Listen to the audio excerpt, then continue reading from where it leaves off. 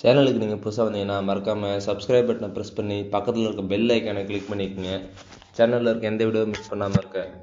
Hello friends, Brian ரேஸு 50 ஆண்டர்ப்ரனர்ஸை interview பண்ணார். அதில் 49 ஆண்டர்ப்ரனர்ஸ் எல்லாமே அவங்க டேவை ஸ்டார்ட் பண்ணுறதுக்கு ஒரு நாளைக்கு முன்னாடியே அடுத்த நாள் என்ன செய்யணும் அப்படின்றத அவங்க பிளான் பண்ணுறாங்க. பிரைன் ரேஸு இது நீங்கள் எதுக்கு பிளான் பண்ணுறீங்க, நீங்கள் ஆட்டோமேட்டிக்காக உங்கள் வேலையை நீங்கள் மறுநாள் செய்ய தானே போகிறீங்கன்னு கேட்டதுக்கு ஆண்டர்ப்ரனர்ஸ் எல்லாமே என்ன சொன்னாங்க, நான் இந்த டேவை பிளான் பண்ணுறதால தான் மறுநாள் என்னால் எந்த வேலையுமே மறக்காமல் எந்த வேலையும் மிஸ் பண்ணாமல் ப்ராப்பராக செய்ய முடியும். நான் எந்த நேரத்தில் எந்த வேலையை செய்யணும், அந்த வேலைக்கு எவ்வளோ டைம் ஒதுக்கி கால்குலேட் பண்ணியிருக்கேன் அப்படின்றத சொல்ல முடியும்னு சொல்லியிருக்காங்க. அவங்க எல்லாரையும் இன்டர்வியூ பண்ணதை வச்சு தான் பிரைன் ரேஸி இந்த புக்கை எழுதியிருக்காரு. சரி வாங்க, டைம் மேனேஜ்மெண்ட் பற்றி சில வேல்யூபிள் பிரின்சிபல்ஸை இந்த புக்கில் இன்றைக்கி நம்ம பார்க்கலாம். Principal number 1, writing in a plan. இப்படி இமேஜின் பண்ணி பாருங்கள், நாம் எதுவுமே இன்றைக்கி ஒரு டே ஸ்டார்ட் ஆகுது அப்படின்னா இன்றைக்கி நம்ம எந்த பிளானுமே வச்சில்லை, நம்மக்கிட்ட எந்த ஒரு ஐடியாவுமே இல்லை அப்படின்னா நம்ம என்ன செய்வோம், நம்ம எந்த வேலையுமே ப்ராப்பராக செய்யவே மாட்டோம். ஃப்ரெண்ட்ஸு கூட்ட வெளியே போயிடுவோம். ஃப்ரெண்ட்ஸ் கூப்பிட்ற நேரத்துக்கு அந்த நேரத்துக்கு என்ன வேலை இருக்குன்றதே நமக்கு தெரியாது. கூப்பிட்டு வந்து நம்ம வெளியே போயிடுவோம். இன்ஸ்டாகிராமில் டெய்லியும் ரீல்ஸ் தள்ளிகிட்ருப்போம், ஃப்ரெண்ட்ஸுக்கு ரீல்ஸை ஷேர் பண்ணிகிட்ருப்போம். இதெல்லாம் எதனால் வருதுன்னா, நம்மளக்கிட்ட ஒரு பிளானே இல்லை. இன்னைக்கு டேவை நம்ம என்ன பண்ண போகிறோம், எந்த வேலையை செஞ்சு முடிக்க போகிறோம், எந்த வேலையை செய்யணும், அதை எந்த டைமில் நம்ம செய்யணும் அப்படின்ற பிளானே நம்மக்கிட்ட இல்லை. அதுதான் ஆத்தர் இதில் நமக்கு சொல்ல வர்றாரு. இன்னைக்கு டேயில் நம்ம என்னென்ன வேலை செய்ய போகிறோம், அதை எந்த டைமில் செய்ய போகிறோம் அப்படின்றத ஒரு லிஸ்ட்டு பண்ணிக்க சொல்கிறாரு. அந்த லிஸ்ட்டில் என்னென்ன வேலை அப்படின்றத எழுத சொல்கிறாரு. அதை எழுதி ஒரு வேலையை முடிக்கிறப்ப அதை டிக் பண்ண சொல்கிறாரு. இந்த டிக் பண்ணுறது அந்த வேலையை நம்ம முடிச்சிட்டோம் அப்படின்ற ஒரு கன்ஃபர்மேஷனுக்காக ஆத்தர் இதை நம்மளை பண்ண சொல்கிறாரு. அவர் அதுக்காக நமக்கு ஒரு சின்ன எக்ஸாம்பிள் கொடுத்துருக்காரு. 5 மணிக்கு எழுந்திருப்பேன், 6 to 7 படிப்பேன், 9 to 10 மணிக்கு தான் நான் இமெயில்ஸ்க்கெலாம் ரிப்ளை பண்ணுவேன். இப்படின்னு ஒரு வேலைக்கும் நாம் தனித்தனியாக ஒரு டைம் ஒதுக்குறப்ப நம்ம எல்லா வேலையுமே ப்ராப்பராக செய்வோம். ஸோ நீங்களும் ஒரு வேலையை ஸ்டார்ட் பண்ணுறதுக்கு முன்னாடி என்னென்ன வேலை அதை எந்த டைமில் செய்ய போகிறோம் அப்படின்றத லிஸ்ட் பண்ணிக்கோங்க. உங்களோட டைம் ரொம்ப சேவ் ஆகும். Principal number 2, 80-20 rule. 1895 இட்டாலியனோட எக்கனாமிக்ஸ் எக்ஸ்பர்ட்டான வில் பரேட்டோ ஒரு ரிசர்ச் பண்ணார். அந்த ரிசர்ச் பண்ணதில் ஐரோப்பியாவில் இருக்க மக்கள்லாம் 80-20 பிரின்சிபல் வச்சு தான் அவங்களோட மணி, வெல்த், டைம், ஒர்க் எல்லாத்தையுமே மேனேஜ் பண்ணுறதாக அவர் கண்டுபிடிச்சிருக்காரு.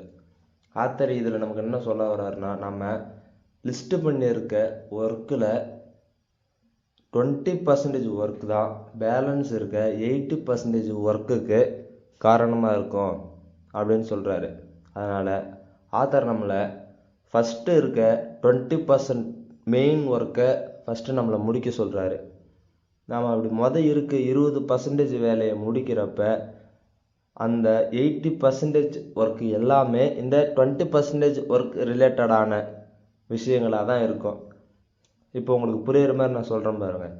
இன்றைக்கி நீங்கள் காலேஜில் ரெக்கார்ட் சப்மிட் பண்ணுற வேலை, ரெக்கார்ட் ரிலேட்டடான சப்மிட் சிக்னேச்சர்ஸ் வேலை, ஸ்டாஃப்ட சிக்னேச்சர்ஸ் வாங்குறது, பிரின்சிபல்கிட்ட சிக்னேச்சர்ஸ் வாங்குறது, இந்த மாதிரி வேலை இருக்குதுன்னு வச்சுக்கோங்க. நீங்கள் ரெக்கார்டை எழுதி முடிக்கிறது தான் இன்னைய டேயில் உங்களுக்கு பெரிய வேலை.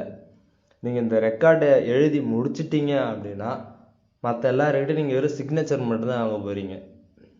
அதனால் உங்கள் டேயில் இருக்க ரொம்ப முக்கியமான 20% வேலையை முடிச்சிங்கனாலே பேலன்ஸ் இருக்க 80% வேலை உங்களுக்கு ஆட்டோமேட்டிக்காக கிளியர் ஆகிடும்.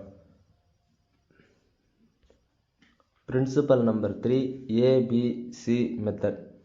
ஆத்தர் நமக்கு நம்ம லிஸ்ட் பண்ணியிருக்க லிஸ்ட்டோட ஒர்க்கிங் லிஸ்ட் இருக்கு இல்லையா, அந்த லிஸ்ட்டில் இருக்க எல்லா வேலையுமே 3 மெத்தடாக நம்மளை பிரிச்சுக்க சொல்கிறாரு. இதுதான் அவர் ஏபிசி மெத்தட் அப்படின்னு சொல்கிறாரு. இந்த ஏபிசி மெத்தட் அப்படின்னா என்னென்னு உங்களுக்கு புரியுற மாதிரி நான் சிம்பிளாக ஷார்ட்டாக சொல்கிற பாருங்க. நம்ம லிஸ்ட்டில் இருக்க ஒர்க்கிங் எல்லாமே நம்ம ஆக்ஷன்ஸ்க்கு ஏற்ற மாதிரி தான் ரியாக்ஷன்ஸ் வரும் அப்படின்றத நம்ம கேள்விப்பட்டிருப்போம். ஆத்தர் இதுதான் நமக்கு புரிய வைக்க ட்ரை பண்ணுறாரு. நம்ம லிஸ்ட்டில் இருக்க எந்தெந்த வேலை ஆக்ஷன்ஸ் அதிகமாக எடுத்து அதுக்கான ரியாக்ஷன்ஸ் அதிகமாக வரும் அப்படின்றது தான் அவர் சொல்கிறாரு. நம்மளோட ஆக்ஷன்ஸ் தான் நம்மளோட ரியாக்ஷன்ஸாக மாறுது. ஸோ நம்ம லிஸ்ட்டில் இருக்க எந்த வேலை ஆக்ஷன்ஸ் நம்மளோட அதிக ரியாக்ஷன் தருது அப்படின்றது தான் அவர் ஏபிசி மெத்தட்னு சொல்கிறாரு. உங்களுக்கு புரியுற மாதிரி இப்போ சொல்கிற பாருங்க. இப்போ ஏ மெத்தட் அப்படின்னா நீங்கள் இன்னைக்கு ஆஃபீஸில் ஒரு ப்ராஜெக்டை சப்மிட் பண்ணி ஆகணும். அந்த ப்ராஜெக்டை அவங்க சொன்ன டேட்டில் சப்மிட் பண்ணல அப்படின்னா என்ன ஆகிடும்? அது ஒரு ஆக்ஷன். என்ன ஆகுன்றது ரியாக்ஷன். நம்மளோட வேலை போயிடும். இதுதான் ஆத்தர் நமக்கு சொல்கிறாரு. இதுதான் ஏ மெத்தட். நமக்கு ரொம்ப அது இம்பார்ட்டன்ட்டும் இருக்கும், எமர்ஜென்சியாகவும் இருக்கும். இதில் செகண்ட் பாயிண்டான பி அப்படின்னு சொல்கிறது, இந்த வேலை நமக்கு இம்பார்ட்டண்ட்டாகவும் இருக்கும், ஆனால் ரொம்ப அர்ஜென்சியாக நமக்கு இருக்காது. இப்போது நம்ம ஜிம் போகணும் அப்படின்றது இம்பார்ட்டன்ட், பட் அது அர்ஜென்சி இல்லை. ஜிம் நம்ம போகலை அப்படின்னாலும் அந்த வேலை நம்ம ஜிம் போகலைனாலும் அந்த வேலை நம்மளை அந்த அளவு பாதிக்காது. அன்னைய டேக்கு நம்மளோட மசில் கெயின் ஆகிறத அன்னைய டேவான ப்ரோட்டீன்ஸை நம்ம எடுத்துக்க முடியாத தவிர அது அந்த அளவு எமர்ஜென்சி நமக்கு தராது. இதில் தேர்டு பாயிண்ட் என்னன்னா சி மெத்தட் அப்படின்றது, இந்த வேலை நமக்கு அர்ஜென்ட்டும் இருக்காது, இம்பார்ட்டன்ட்டும் இருக்காது. இப்போ நம்ம ஃப்ரெண்ட்ஸ் நம்மளை வா மச்சான் வெளியே போய் டீ சாப்பிட்டு வரலாம் அப்படின்னு கூப்பிட்றாங்கன்னு வச்சுக்குவோம். இது இம்பார்ட்டண்டான ஒர்க்கும் இல்லை, அர்ஜென்டான ஒர்க்கும் இல்லை. நம்ம போகலைனாலும் எந்த பிரச்சனையும் நமக்கு வரப்போகிறதில்ல, போனாலும் நமக்கு எந்த ஒரு பிரச்சனையுமே வரப்போகிறதில்ல. இந்த வேலையோட ரியாக்ஷன்ஸ் ரொம்ப கம்மி. இதுதான் ஆத்தர் இந்த 3 மெத்தட்லேயும் நமக்கு சொல்ல வர்றாரு. Principal number 4, 70% rule. ஆத்தர் இதில் 70% ரூல் அப்படின்னு நமக்கு என்ன சொல்கிறாரு அப்படின்னா, நம்மளை மாதிரி நம்ம செய்கிற வேலையை இன்னொருத்தவங்களால செய்ய முடியும் அப்படின்னா அவங்கள அந்த வேலைக்கு ஹையர் பண்ணி அந்த வேலையை முடிக்க சொல்கிறாரு. ஏன்னா நமக்கு எல்லாருக்குமே டைம் கொஞ்சம் தான் இருக்குது. எல்லா பில்லியனர்ஸும் ஆண்டர்ப்ரனர்ஸும் அவங்க டைம் எல்லாருக்கும் 24 ஹவர்ஸ் தான் ஒரு நாளைக்கு டைம்.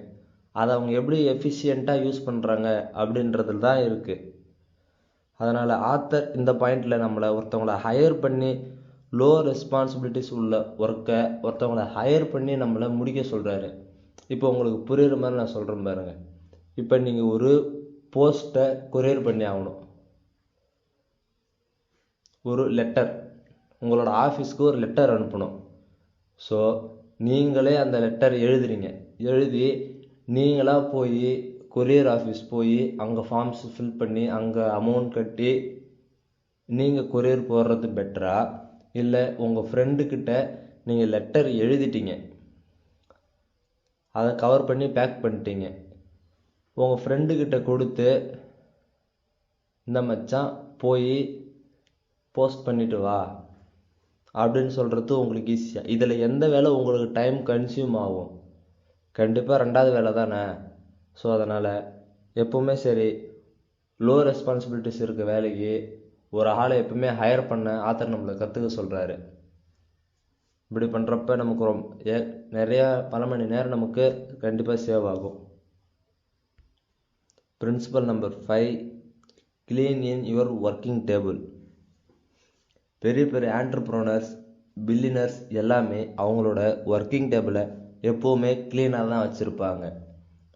அன்னைய டேயில் 11 o'clock என்ன வேலையோ அந்த வேலை மட்டும்தான் அவங்களோட ஒர்க்கிங் டேபிளில் இருக்கும். இது ஏன் அவங்க பண்ணுறாங்க அப்படின்னா, நம்ம ஒரு வேலையை செய்கிறப்ப அந்த ஒரு வேலையில் மட்டும்தான் நம்ம ஃபோக்கஸாக இருக்கணும். இப்போ நம்ம புக்ஸ் படிக்கிறோம் அப்படின்னா என்ன புக்ஸ் படிக்கிறோம், அது எந்த நேரத்தில் படிக்கிறோமோ அந்த புக்ஸ் மட்டும்தான் நம்ம ஒர்க்கிங் டேபிளில் இருக்கணும். வேறு ஃபோன்ஸோ வேறு எதுவுமே பக்கத்தில் இருக்கக்கூடாது. அப்போ தான் நம்மளால் எந்த டிஸ்ட்ராக்ஷன்ஸும் இல்லாமல் ஃபோக்கஸாக அந்த வேலையை செய்யலாம். ஸோ நீங்களும் ஒரு வேலையை செய்கிறீங்க அப்படின்னா எந்த வேலையை செய்கிறீங்களோ அந்த வேலைக்கான பொருளை மட்டும் உங்களோட டேபிளில் வச்சு உங்கள் வேலையை செய்யுங்க. எல்லா பொருளையும் உங்கள் டேபிளில் வச்சிங்கன்னா உங்களால் ஃபோக்கஸாகவும் இருக்க முடியாது, சரியான டைமுக்கு ஒரு வேலையும் செய்ய முடியாது. லாஸ்ட்டாக thanks for investing your time friends.